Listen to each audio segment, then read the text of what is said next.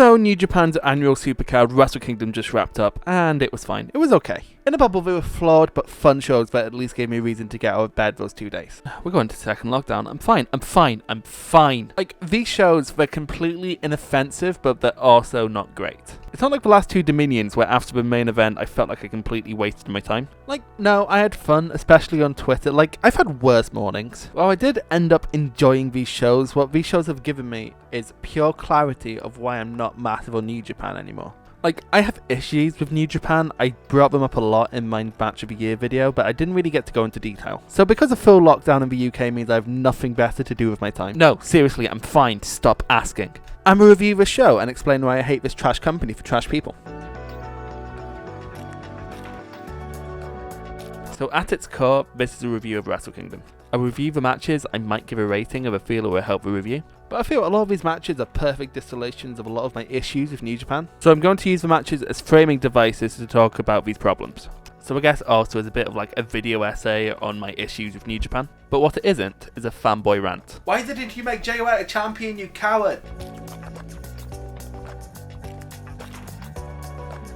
So night 1 kicked off with the Rumble. And I don't care about the Rumble. Nobody cares about the Rumble. Given how these Rumbles normally go, it basically went to expectations. It's a nothing match so that the live crowd can see their favourites if they're not on the card. I saw people trying to twist it to say that it wasn't a nothing match, but keeping a shirt on has been established in recent New Japan canon as a disrespectful move. And virtuous babyface Hiroki Goto kept it on. Like, I don't really care about the Rumble, because the wrestlers don't care. Sending a recently sick tiger mask out there in a city that's about to declare a state of emergency is a bit fucking dicey though. But otherwise fine, it was just there as I was drinking my morning coffee. But the issue I want to talk about here is one of wasted talent. You're telling me you don't have room tomorrow in any way, shape or form for Ishii, Sho, Goto, Suzuki, Yuji Nagata. But Chase Owens? You have room for Chase Owens? Fucking Chase Owens? Like, nobody liked him before the allegations. A lot of people seem to shrug off wasted talent as part of the grand design. Like, oh, their time will come. Gedo has a plan for everyone because he's fucking God, apparently.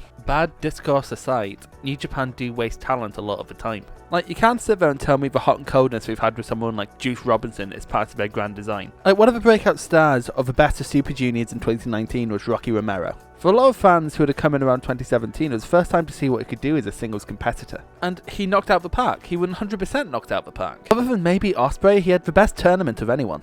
But he's barely done anything since. He's had a couple shots at the junior heavyweight title, but other than that, he's just been on commentary. They ran 2 junior tournaments this year at the same time in Super J Cup and Best of Super Juniors. He wasn't in either of them.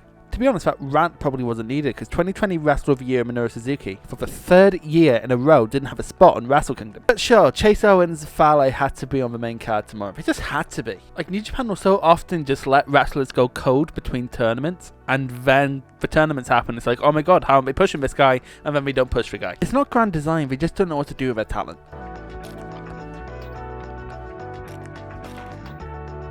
This match sucked. It just fucking sucked. Jesus Christ, it was so bad. Like, on objective levels, this just didn't work. So Phantasmo hits a moonsault and starts standing the leg.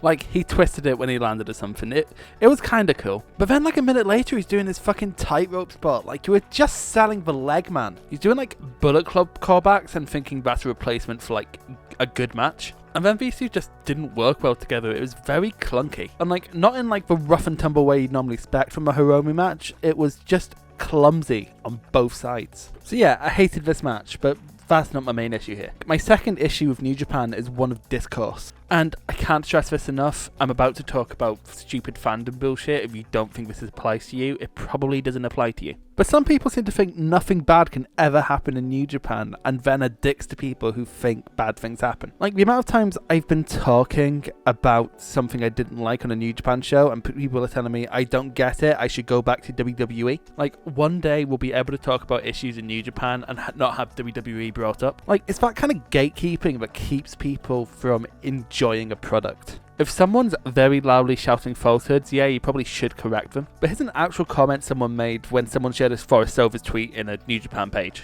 I once got softly threatened with violence in a New Japan page. I forget the full context, but I vaguely remember I said something about the Rainmaker not being realistic, which, like, it's not, but it doesn't make it a bad finish, it's just not a realistic move. But basically no finishing move is, so, like, I don't see the issue. And then he went, it was something like, you better watch what people say before someone smacks you. Again, we're talking about fake fighting.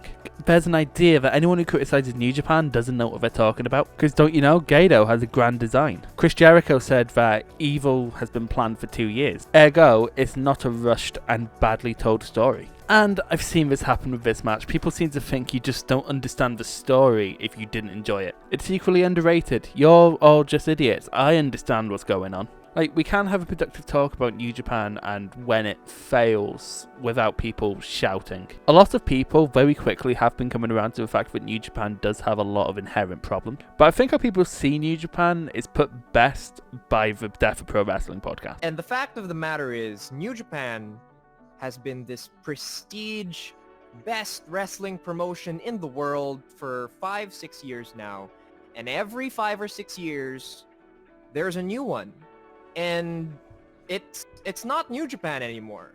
Like, I'm sorry to people who are upset about that, but New Japan is not the best pro wrestling promotion in the world right now. And they probably haven't been for a while. And promotions don't get bad in one night. No. It's very slow.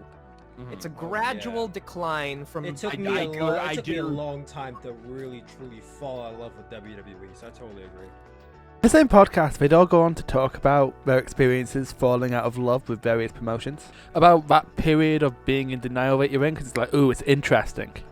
Every company gets that. Just look at Brian Alvarez's Twitter every time he posts NXT and AEW ratings. But I think the key that can make New Japan discourse so toxic is like what Joseph Montesilio said, it's prestige wrestling. People watch it because of the perception that it's the best wrestling in the world. And if you have a problem with it, you're clearly just wrong because it's the best wrestling in the world. It's New Japan. Why would you disagree with New Japan?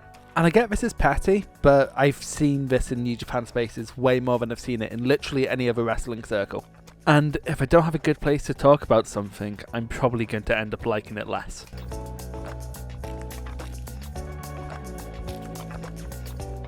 This is fine, nothing special, nothing offensive, which is basically back to where the tag division was at the beginning of the year. Which is my issue here, New Japan keep defaulting titles back to their comfort zone. Like this year, the tag division finally started looking up, and then we're back to G.O.D as champion. Cool. This is a feeling I had earlier in 2020 when after FinJuice had this big babyface rise to win the title, they just default the titles back to Guerrillas of Destiny because... I don't know, why the fuck did they do that? It's a feeling I saw after Wrestle Kingdom 9 when I first got into New Japan. Shibata and Goto won the titles from Anderson and Gallows at Wrestle Kingdom, but by New Beginning it was back on Anderson and Gallows. Like, when a different thing happens, they sometimes seem to get scared and just close off the ranks of their championships. Just look at when Kenny Omega left for All Elite Wrestling. They put the belt on Tana for insurance and then it immediately went to Jay White. And oh boy, I was excited at the time. The prospect of Jay White having a title run this early, it was so cool to me. It had the opportunity to be one of the biggest shakeups of the World Championship since I want to say the Rainmaker shock, maybe the Style shock. And then at the first defense it defaulted back to Okada, who hadn't been away from the championship long enough for the status quo to change, so he kind of just had a really dull reign, where for some unknown reason he was put with Sanada for the whole thing. And this defaulting made the IWGP Championship just not worth it for the whole year. It went from peak interest to no interest for me very quickly. This isn't uncommon for Japanese wrestling companies. Like, you look at the Triple Crown in the 90s, it only got passed between a few people. Like, you can argue whether exclusivity is a good thing. I personally don't think it is. Especially in the tag titles, because G.O.D has been the head of the tag division for years now, and it's just not working. And the fact that they had a great year in the Dangerous Tekkers only to give it back to G.O.D, I'm just not on board with that. I know in terms of this booking, it's early days, but I don't see any functional reason to do this. It was heel versus heel here, which from a functional standpoint was a bit stupid because it really didn't matter who left because a babyface could still come in and take it from either one. But also, at least on the Tekkers, it would be a good match when they lost it. When TNA would default the title to Sting, when WWE would default the title to John Cena or Randy Orton, people got annoyed. But for some reason it's okay when New Japan does that. I just don't get it. I'll never get it. All I know is that this practice has stagnated title scenes in the past and I'm not happy that it happened again.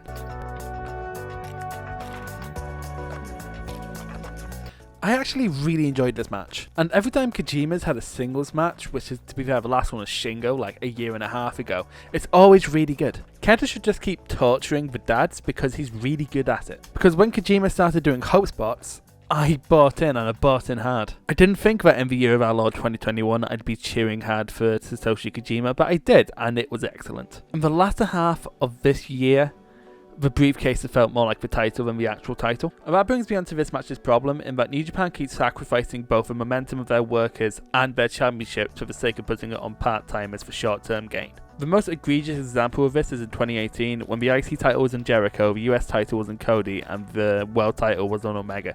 All of which only showed up for big shows. Actually, in Jericho's case, they only showed up once before losing the title at Wrestle Kingdom. Jericho's time of the bout gave Naito nothing to do between Dominion and Wrestle Kingdom. And then Cody winning the US Championship was just ridiculous because it cut off Juice Robinson's momentum. In 2018, post G1, Juice's path was clear. He had a bad G1, he'd spend the summer avenging those losses. And then Cody kind of just swans in, without an actual claim to the title, gets a title shot and wins it. And the only real time he was in New Japan after winning it was in a title program with Omega and Ibushi. Juice barely got mentioned and then unceremoniously won it back at Wrestle Kingdom. The same thing kind of happened with Moxley, but at least Juice was fucking involved in all that story. And in the case of Moxley, I get that he's not been able to get into the country, and I get that he's had AEW commitments. It's New Japan's fault that they put the title on not only someone who has a weekly TV schedule, but someone who headlines that weekly TV. Like, people seem to pretend that it's the pandemic's fault that Moxley hasn't been around, but do you really think AEW is going to come up with reasons to write him off TV every couple months so he could go work a tour in New Japan? I reckon this would have happened regardless, and I know that New Japan just wouldn't have cared because it's what we did with Jericho.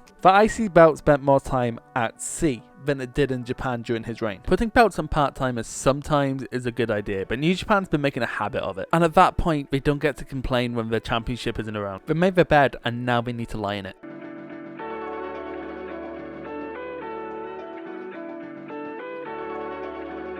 This match was fine, and it doesn't really speak to many issues that I have with New Japan. I think Okan benefited greatly from being in there with Tanahashi instead of someone like Okada, because God knows right now Okada cannot carry anyone. He needs to be carried. He's definitely better than when he was in Rev Pro, and I do think he'll be fine come the end of the year. I don't have many complex feelings. This was just like a good Tanahashi match.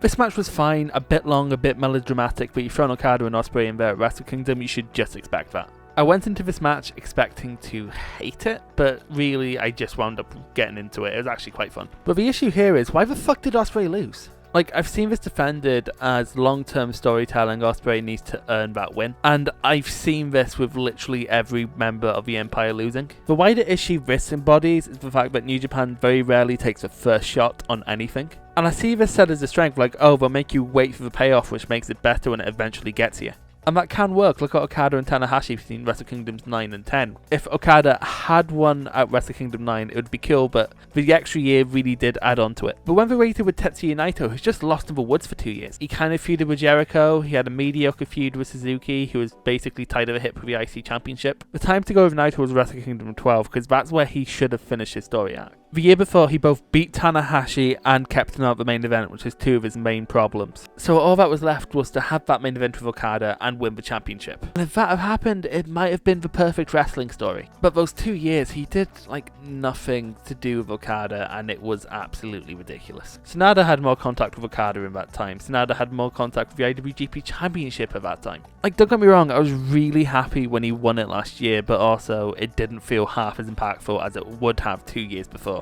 Like, circling back to this match, when Ospreay finally gets that win, so what? In theory, we don't want him to get that big win because he's a heel.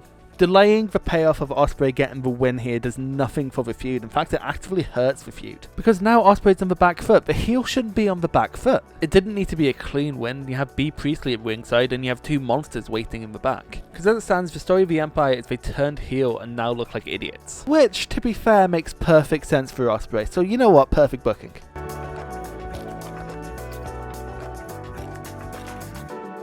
This match was really good, but kind of just played as a best of their 2019 series. A lot of the spots they did were repeats from their previous matches, and they were more impactful than those previous matches. Which brings me to this match's issue. New Japan repeat things all the fucking time. I should point out callbacks and repeated spots are different things. Like, a callback would be something that informs the rivalry. When Naito went to the top rope for the Stardust Press in last year's Wrestle Kingdom main event, that's a callback. And a push from the edge you see, because you're just scared he's going to throw it away again. You get fully sucked into the moment. A callback isn't going to be something that's going to get diluted with time. A repeated spot, however, is something that gets diluted by time. Like when Okada did the wrist control moment from Wrestle Kingdom 10 in every other match, it just completely killed that spot. It was completely devoid of the context that originally made that such an amazing moment. It's a weirdly Hollywood trope, like they're just putting in old things hoping you'll clap because it's the old thing. In Solo, a Star Wars movie, you're expected to go, oh, I clapped when I saw Darth Maul. That's what they're doing when they're repeating spots. You're not sheep, stop acting like it. Like, I don't pop for the deadlift German anymore, because unless someone's flipping out of it, I'll blow my lid, but otherwise, he does it too often for me to care. Imagine if Kenta-vs hit the burning hammer in every match. Do you think that move would be half as revered as it is if he did? It just meant the match kind of fell flat for me. While I was objectively well wrestled, who cares? I've seen all this shit before. And recently too, like 18 months ago. This is one of the biggest contributing factors to me thinking New Japan is stagnant.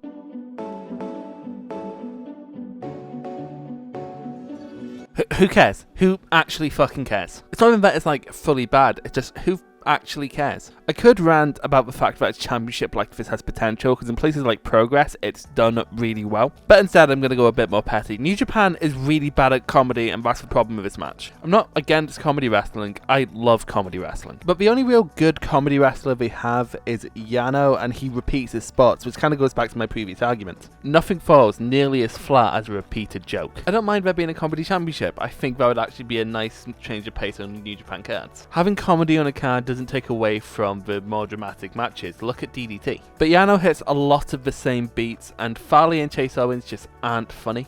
If you're going to have a comedy title, fine, but for the love of God, be funny. Because the king of pro wrestling right now is that one guy who can't take a joke, but is pretending to be able to take a joke so nobody starts to hate them.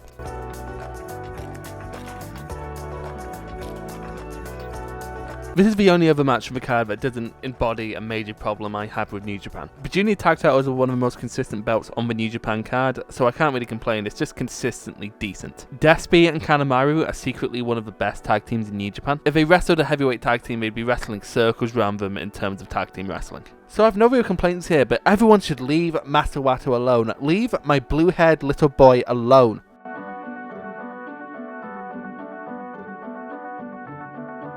This is the best match on either card for my money. It didn't really put a foot wrong, and as it's another match, it didn't really insist on itself. Like, it went just as long as it needed to be, they hit all the right beats they had to. As it's a big match on Wrestle Kingdom, Shingo pulled out some moves that he doesn't normally pull out, and Cobb as a beast is the perfect obstacle for the ace of a division at a big show. Coming out of the 2019 G1 Climax, I was a bit down on Cobb. He kind of stank up his block, but he has improved so much this year. He's realised he's no longer Matanza and has toned down the random lucha shit, so now he just feels like an unstoppable brick wall. It is a really nice transformation for him. So the issue here isn't really this match's fault. This match is excellent and you should definitely go out your way to check it out. But my issue here is English commentary, because oh my god, I am so done with Kevin Kelly. So I love Chris Charlton. He is fucking great. He's a wrestling historian, he knows his shit. I learn something every time he's on commentary. Sometimes though, he'll say something and Kevin Kelly will contradict it, because in Kevin Kelly's head, it's a good story. Also, Rocky should be wrestling and not on commentary. That's just a personal thing. I'm gonna stop whining about Rocky not getting pushed. But Kelly seems to be obsessed with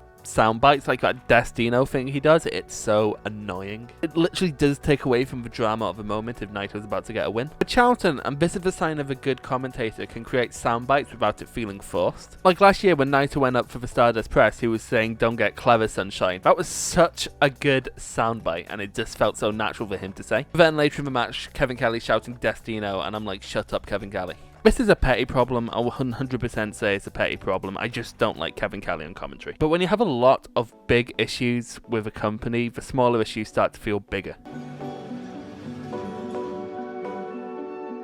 Did anyone tell these guys this was a grudge match? There should be some form of hatred here. But there's absolutely none of that. It's just a straightforward wrestled match. It's like it was in G1. These two are former tag partners where one of them's turned on the whole stable. Like, I don't know what I expected, because Evil is trash and Sanada is just incapable of showing emotion. Like, I feel if Sanada cried, he would rust. This is absolutely well wrestled, but it completely misses the mark of what it should have been. And that's my wider issue here. New Japan's commitment to formula stops things from being what they have to be. And absolutely nobody has embodied this more than main event evil. He spent the last 6 months feuding with various LIJ members, Naito, Hiromu, and now Sanada. And my common complaint with all of these is they're just New Japan matches. Take the Hiromu feud. Hiromu was screaming after Evil won the belt from Naito. But then the match comes around and it's just a main event New Japan match. Evil was doing evil things, Hiromu was doing Hiromu things. By power struggle,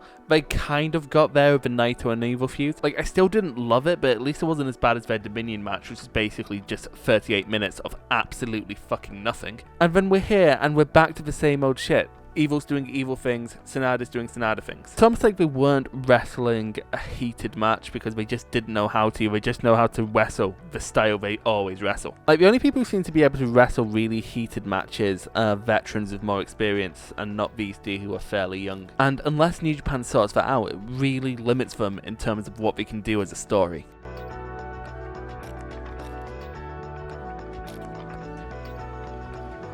It's almost impossible for these two to have a bad match. They just click. They're just two people who work really well together. The match is a tad long, which brings me on to my problem with this one, which is where New Japan just seems to think everything needs to be epic. One of the ways they try to do this is through match length. It's a bit of a tired point to say that matches for the IWGP Championship go on 10 minutes longer than they have to. But at the very least, that could be written off as that's the IWGP Championship match's style. At least it's not happening with every championship.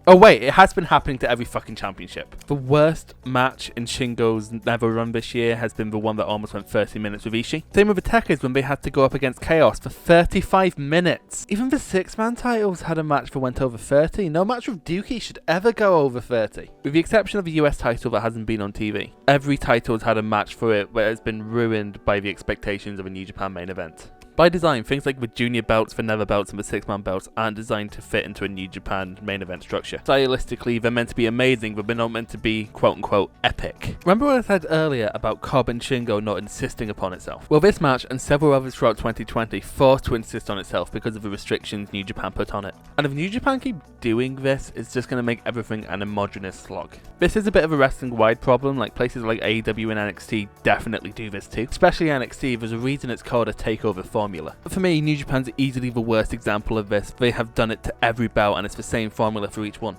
Unfortunately, in their attempts to make everything feel special, nothing feels special anymore.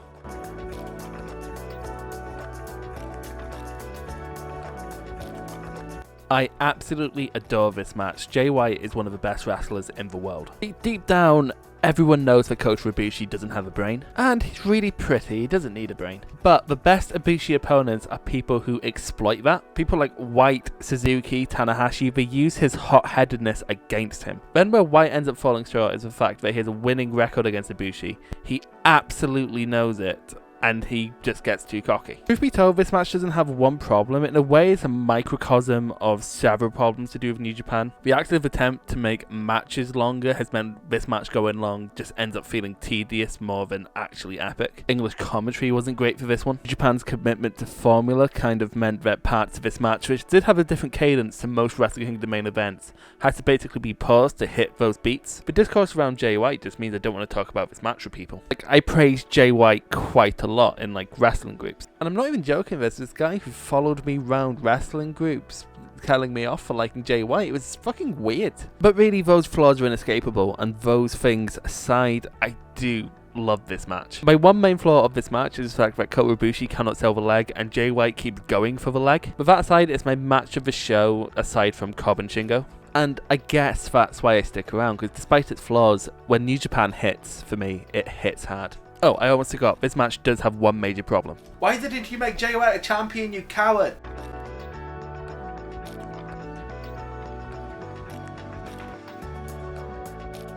Thank you so much for watching, especially if you disagree with me.